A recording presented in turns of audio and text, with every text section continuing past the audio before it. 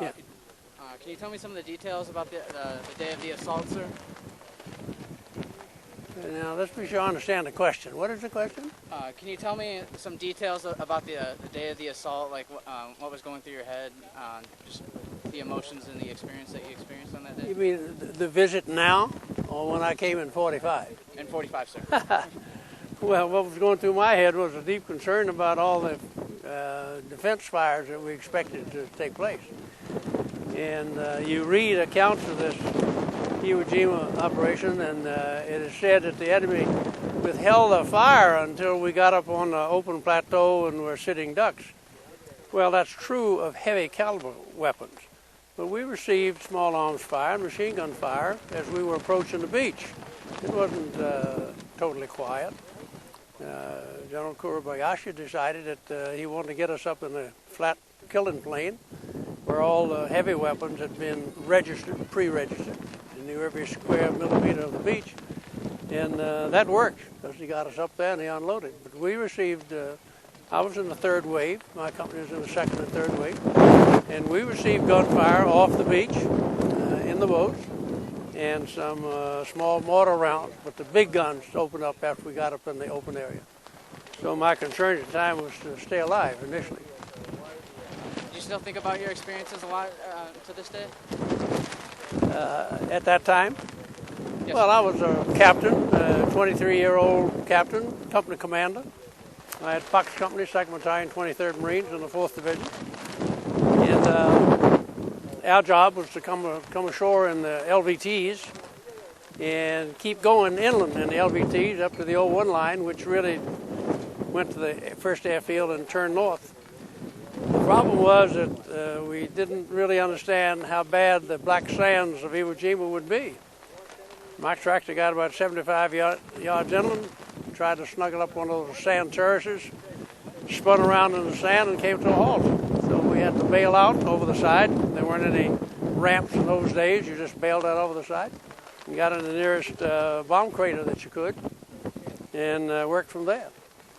So it was didn't go according to plan because we didn't understand what a tremendous hassle it would be to work through that volcanic ash. Were you able to attend the ceremony earlier, sir? Attend what? The ceremony? Yes, He was down there. He was up here. That's why you don't know. All right. That's all you see. All right. Sorry. What's the question now? What did you like most about the ceremony? Did any part of it stick out Well, most to you? I think the part about the ceremony is that it's done jointly with the Japanese. And we come these long distances to be together and honor those who gave their lives here. And that's the most rewarding part of the memorial service and our visit to Iwo.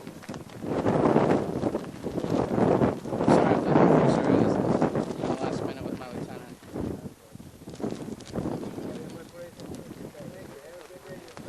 You're a 23-year-old captain, sir? Yeah.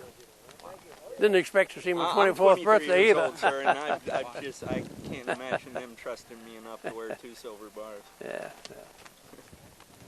When you think of your years in service, what is it that you're most proud of? Of all your years that you've been in the service, what was that you can be proud most?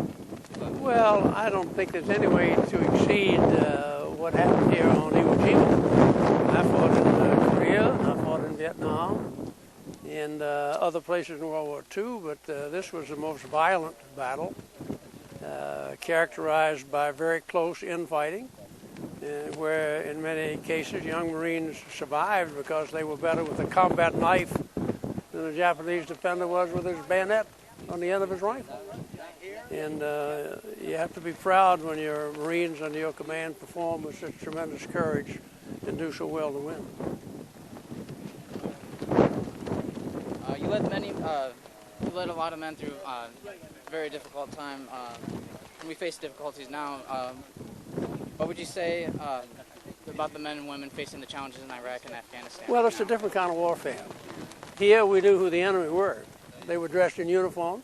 We were in uniform, so we knew each other. In Iraq, they're fighting an insurgency which is bound into the population in general. They all wear the same clothes. You can't tell a friend from foe.